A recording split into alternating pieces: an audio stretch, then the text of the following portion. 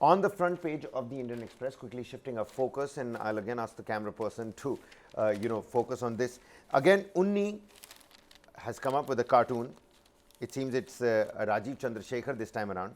It says, on Yoga Day, IT Minister will defend in one breath our data, privacy, free tweet and free speech. This by Unni. It's a small little cartoon right over here. If the camera person could, focus on this one. It's a Rajiv Chandrasekhar, who you can see is doing yoga. It says, on Yoga Day, our IT Minister, he's going to defend in one breath our data privacy. That's what's happening. So essentially, the Twitter ex-chief says that he was threatened with shutdowns, with raids, sporadic calls out of nowhere. And the government says it's an outright lie. The arc of chill is what the Indian Express calls it. Dorsey poster to farm protest to Musk's new line. Got many requests from Indian government to block accounts, says Jack Dorsey. Well, I think the Tribune has in fact raised that issue on its front page. It's one of their, this thing, if I can just show it to people, that they've in fact got everything done on this. They have given the title and also a small description about the entire controversy and who has commented on it as well. So here, this is what they are saying. First thing they've got is center denies any raid during Farmster. That is what they are saying. Twitter's co-founders' allegations. These are what he said, of course. Indian government threatened Twitter with shutdown and raids. You have already read about it. Threat manifested in ways such as, we will shut Twitter down in India and raid employees, which they did, is what Dorsey is speaking about. What the government of India got controversial tweets blocked is what they are saying. No one has ever raided, nor was Twitter shut down, is what the government's defense is. Twitter was in constant violation of Indian laws. IT rules required platforms to reveal first originators of messages. Twitter complied with the rules only in June 2022. Then in February 2021, Twitter blocked some tweets and handles after authorities found these highly inflammatory. Most blocked tweets had used controversial hashtag involving Prime Minister to spread fake claims of farmers' genocide. It also says on the editorial page of the Indian Express, it says, denial is no answer. Big tech needs to address its own lack of accountability, but Dorsey's comment on shutdown threat needs to be addressed. Fresh revelations have come to light in the confrontation between big tech and the Indian state. In an interview on Monday night, Jack Dorsey, Twitter's co-founder and former CEO, said that the social media platform had received several requests from Indian government around the time of the farmers' protest to take down accounts critical of it. More worryingly, Dorsey has said that there were threats of shutting down Twitter in India, raiding the homes of its employees and closing the company's office in the country in case it failed to comply with the government's demands. Considering the influence these platforms wield in shaping public opinion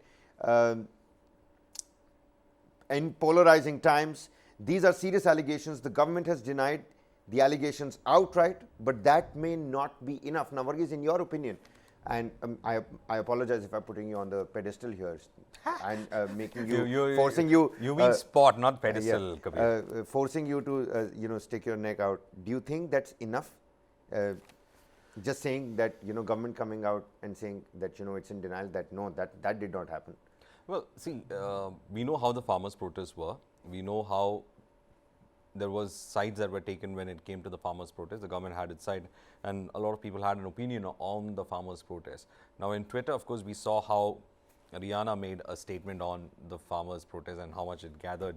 Yeah. So, Rihanna was happy. She was being compared with Greta Thunberg at that point in time. That was but one tweet, just one tweet came from it. There was no continuous tweet, just one tweet from that. That's all it took. It all it took. So, anyway, that was how the Twitter this thing had happened, and then there was you had Ravi Shankar Prasad talking about complying with Indian laws, and the government did come up with a series of laws and spoke about the first originators to say that who is the one they want to know created the message first. Then itself there was an accusation saying is it an attempt to to clamp down on free speech. Then itself the opposition had raised the issue. that it was an attempt to bring this thing. And then there were questions about whether Twitter was being asked to suspend accounts of certain journalists because they were highlighting on the farmers' protest. They were bringing on. So the debate has already been there. Whether the government pushed, for some kind of censorship on the farmers' protest or not, and all those that debate has happened during the farmers' protest is ended. Here, when we look at what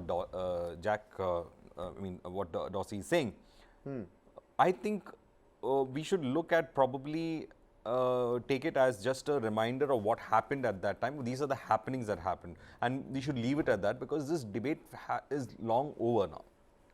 The farmers' protests are behind us. The 3 laws have been repealed.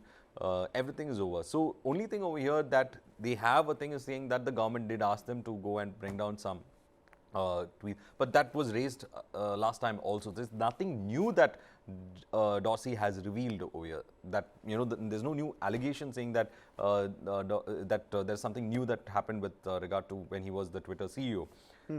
But for me, in that interview, he says on the farmers' agitations, and he's speaking about how they were being tried to shut down. He goes and he says that, and quips in between saying that we were threatened with raids, and then say India is a democracy. And India is a democracy.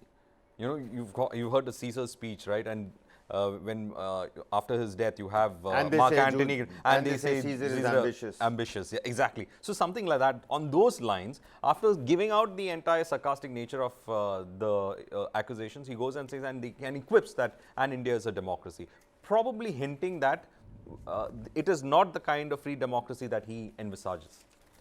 Well, so is denial an answer enough? On the other hand, the government's categorical denial is not persuasive given how the heavy-handed in its response to the criticism directed towards it and in its approach to the social media platforms. Well, is denial an answer enough?